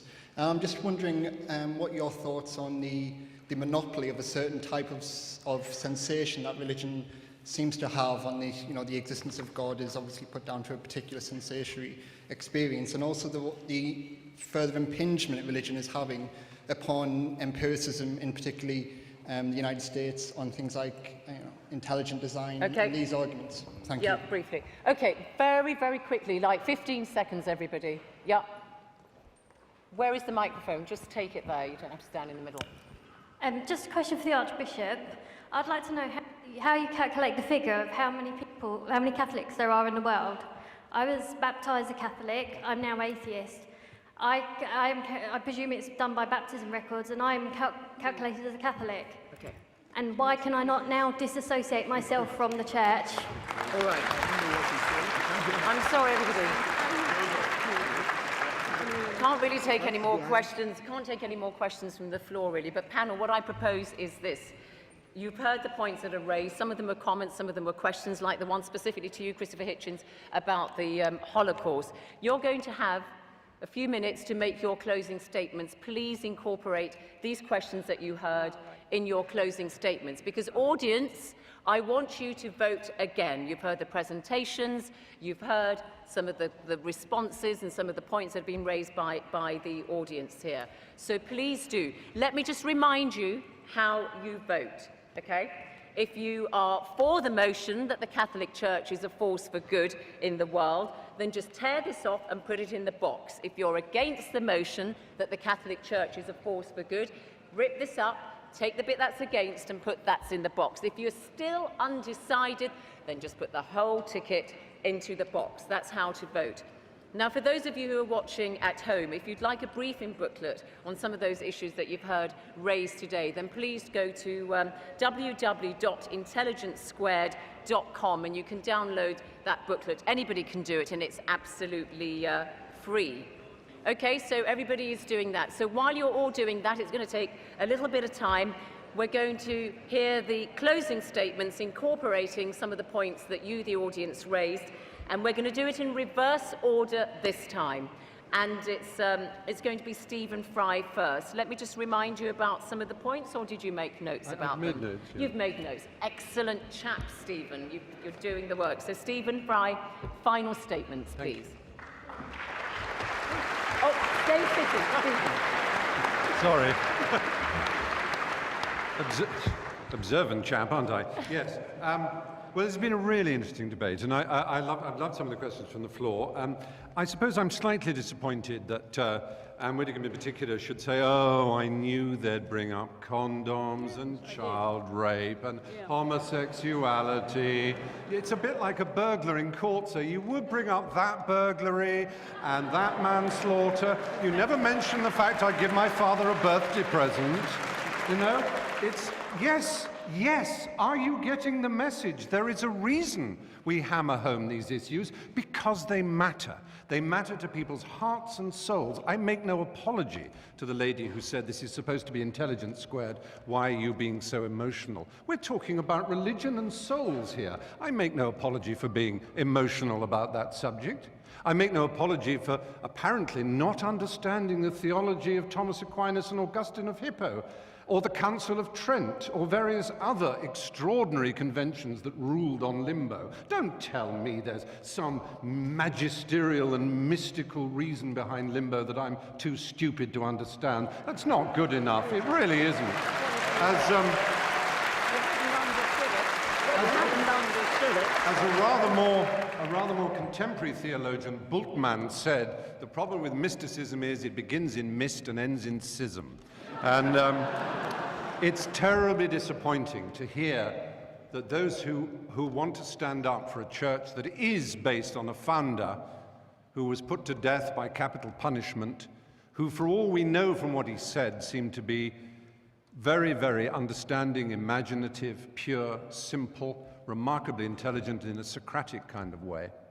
And he is represented by, really, I'm afraid, pretty low-rent intelligences and pretty low-rent imaginations. They are not connected at the moment, it seems to me, with the aspirations and desires of the human race. There's such an opportunity, owning 1 billion souls at baptism, that can never be unowned, to answer that lady's question, until she's excommunicated. So yes, you are counted. It's such an opportunity to do something remarkable to make this planet better. And it's an opportunity that is constantly and arrogantly being avoided, and I'm sorry for that. Okay, thank you.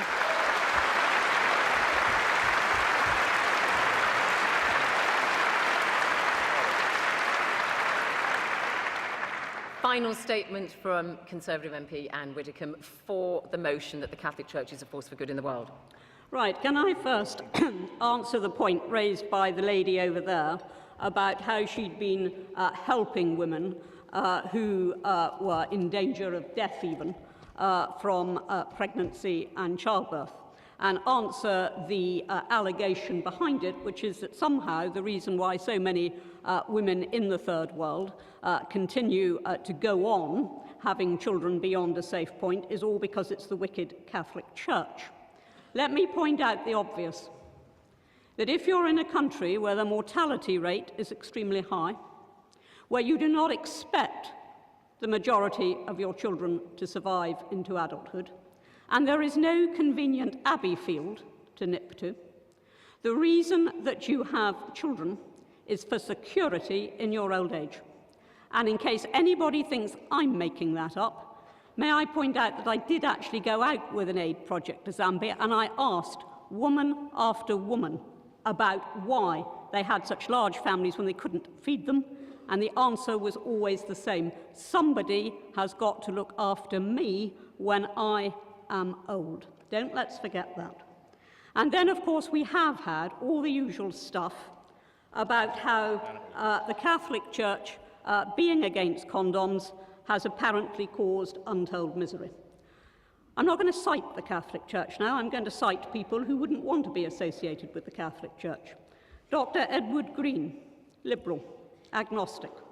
Harvard Center for Population and Development Studies writes, 20 years into the pandemic, there is no evidence that more condoms leads to less AIDS. We're simply not seeing what we expected. And he goes on to say that in Africa, where many have to go miles even to get an aspirin, a number of researchers are now questioning whether the universal ideal of perfect condom use, because that is what is required, with a regular supply is quite simply unattainable. John Richens of the Centre for Sexual Health and HIV Research says, we should ask why condom promotion is apparently not having much effect in most developing countries. And finally, Dr. Trevor Stammers, none of these people Catholics.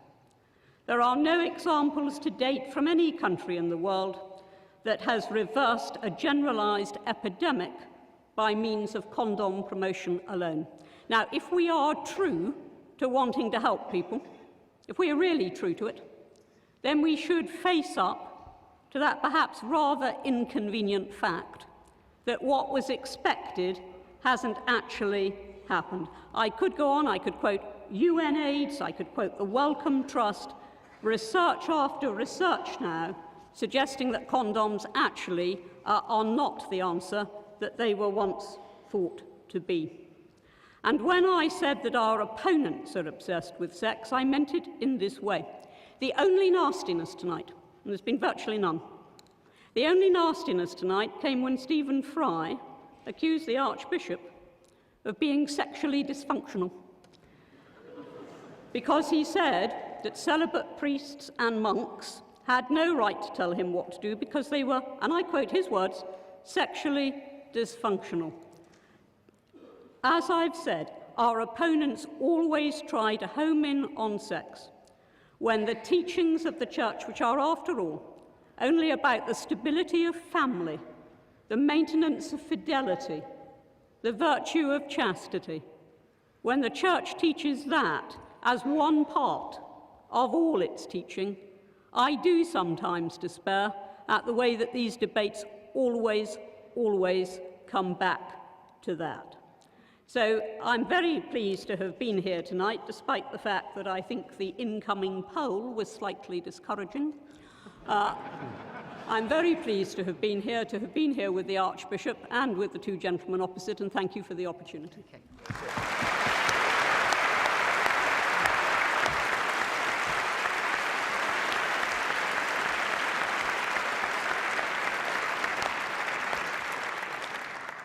Against the motion, Christopher Hitchens. Those who ask confessions from other people should be willing to make one oneself. I am obsessed with sex. Ever since I discovered that my God-given male member was going to give me no peace, I decided to give it no rest in return. Seems fair to me. Now, two people asked me to be very quick and do world poverty and the Holocaust, and I'll do that. There is only one cure for world poverty that's ever been found or ever will be, and it's very simple. And it can be phrased very simply too. It's called the empowerment of women. Go to Bangladesh or Bolivia. I have to ask you to hold your applause, though I love you. Go to Bangladesh or Bolivia, give women control over their reproductive cycle, throw in a handful of corn if you can, make them not just the beasts of burden and the beasts of childbearing that they become, and the floor will rise, it just will. It never fails anywhere. Against this one solution, the Catholic Church has set its face. The efforts of the missionary church in the Third World mean more people die, not less. It's as simple as that. More famine, more disease, more ignorance, more random and avoidable death. To the Holocaust, sir, that the Church preached that the Jewish people were collectively responsible for the death of Christ until 1964, till nearly 20 years after the Nuremberg trials, may or may not have something to do with the availability of a reservoir of anti-Jewish hatred in countries like Poland, Spain, Italy, Germany, Austria, and elsewhere. I think it does have something to do with it, okay? The Ten Commandments, 3 of them are awe-inspiring. They're about being afraid of a totalitarian figure.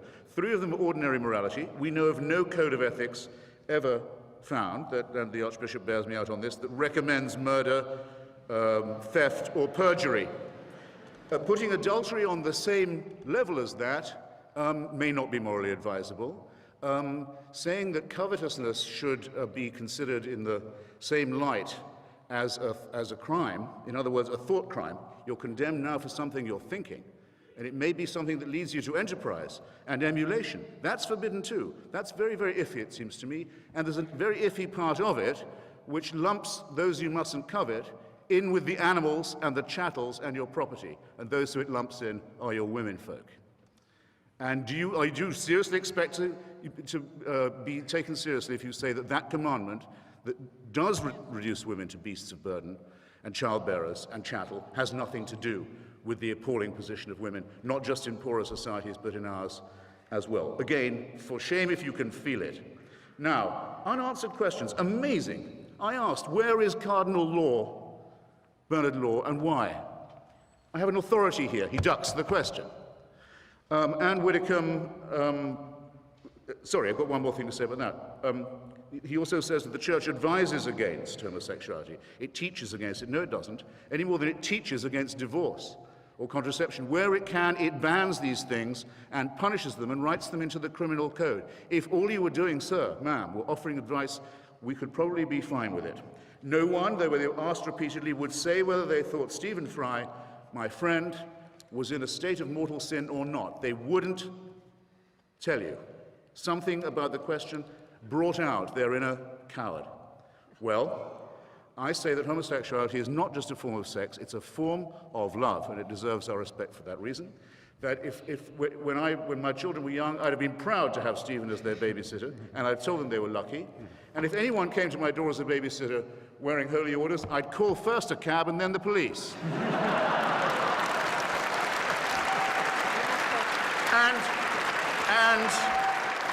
And it's your fault, sir and ma'am, it's your fault that that's true and that everybody knows it's true. How you can live with it, I don't know. Now, relativism, I thought we were agreed. But Anne Widdecombe says slavery has to be considered in context. What's more relative than that? There were people at the time, Thomas Paine, Benjamin Franklin, there were innumerable humanists and secularists who said slavery is evil. The church wouldn't agree. Now, which is it then? Is it that the church is wrong, or, even more suggestive, that God has not yet revealed that it's wrong to them? Or did God support it all those years and then change his mind? From a beginning point of absurdity, you arrive at a terminal point of absolute moral chaos. And I think you've at least done us the favor of making that plain this evening. God, in short, God did not make man in his own image. It is precisely to the contrary. Mammals and primates made many gods and many churches in their own rival images. And that would explain, if these churches and faiths were invented by primates who are only half a chromosome away from a chimpanzee, which happens to be the case, it would explain a lot, would it not? I can't offer you absolution. Not in my power to do it. Stephen can't offer you absolution. First of all, we believe, we more or less know, there's no such thing. But if you confess your sins specifically, if you name them and don't just make them general, if you do so truly repenting of them, without any purpose of evasion, and if you make a firm purpose of amendment, you might be able still, while there's time, to live with your consciences. I wish you all the luck in the world in pursuing that course of action. Thank you. Thank you.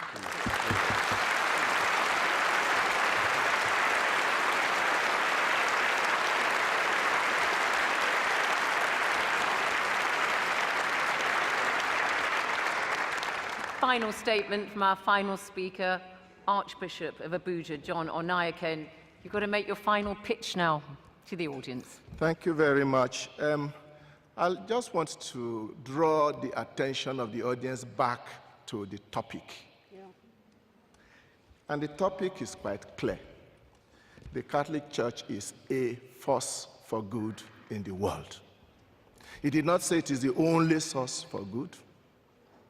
He did not say it has always been a source for good. It's not in the past tense, it's in the present tense, is a source for good. The way I learned logic, this is the way I would proceed. Which is why when we are being brought back to all the evils in the past, I kept asking myself, are my friends digging into all those because they really have no proper argument to say against the motion? Because from all they have said, I still have not seen how they have in any way shown that the Catholic Church is not a force for good in the world. There are other people, of course, who are forces for good in the world. We are just one of them, and I still believe that so we are. And I just want to bring that to the attention of this body, if at all it is possible, because from what I'm saying, probably many are not really listening in that direction. But also what worries me a bit is the way the Catholic Church has been described from across this table. Mrs.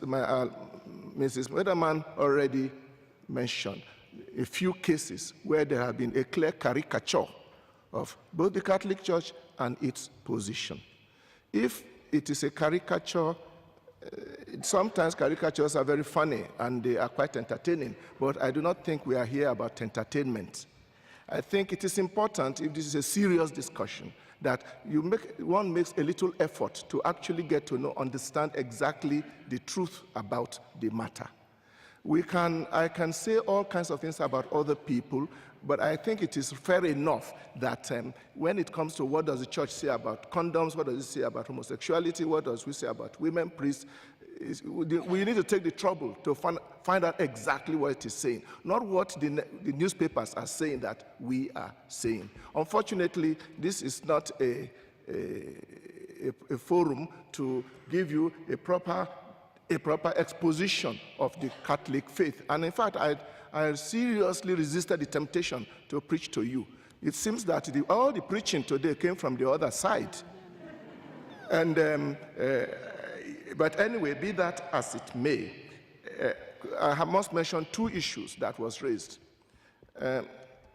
We have been told that the whole genocide in Rwanda is a fault of the Catholic Church because the Rwandans are practically all Muslims. If there's going to be a genocide, it has to be done by somebody. They happen to be Muslims. In any case, that a bishop was accused. Yes, a bishop was accused, but the bishop was discharged and acquitted because he was falsely accused. When he was accused, all the world media were there because this was great news. A bishop accused of genocide. The day he was discharged and acquitted, they were not interested. Nobody was interested to hear that Bishop Augustine Misago has been discharged and acquitted because he was accused on false, trumped-up charges. As for condoms, Mrs. Weatherman already has shown that there are scientific positions that support the position of the church. All I want to add here is this. If indeed the burden of HIV and AIDS is in Africa, know that it is my nephews, my nieces who are most affected. And let nobody out there think that they care more about the life of my own nieces and nephews than I care. So if we take a position, it is because we seriously believe that this is the right position. We are not talking of the validity or the value of one sexual act with a good condom done properly. We are talking of condoms being distributed indiscriminately to young people and being told that once you wear this, you are safe. The fact is that when that is done, AIDS is increased, not decreased. I think this is been proved from epidemiological research. It's not talking about whether condom protects from one act, but when it comes to a whole lot of people, like the situation in most countries of Africa, and the situation of health services, right down to simple aspirin, then we know what we are talking about. Finally, this event has been very useful. I'm very happy to have been here. We never said that the Catholic Church is perfect. Some questions were proposed to the Archbishop. I'll think about it. We continue to do our best to be as close as we can to Jesus Christ and what he wants us to be, and to constantly be a force for good in the world. Right. And I thank you.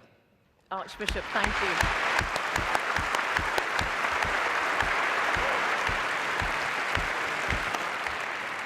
Audience, you've all voted again. Now, the moment of truth panel. Let me remind everybody that before the debate, when everybody came in, this is how you voted. For the motion that the Catholic Church is a force for good in the world, 678. Against the motion, 1,102. And the undecideds, the don't knows, were 346. This is how you voted subsequently. For the motion that the Catholic Church is a force for good, from 678, it's gone to 268.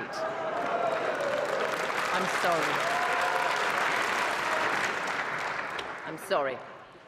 Against the motion, it's now 1,876.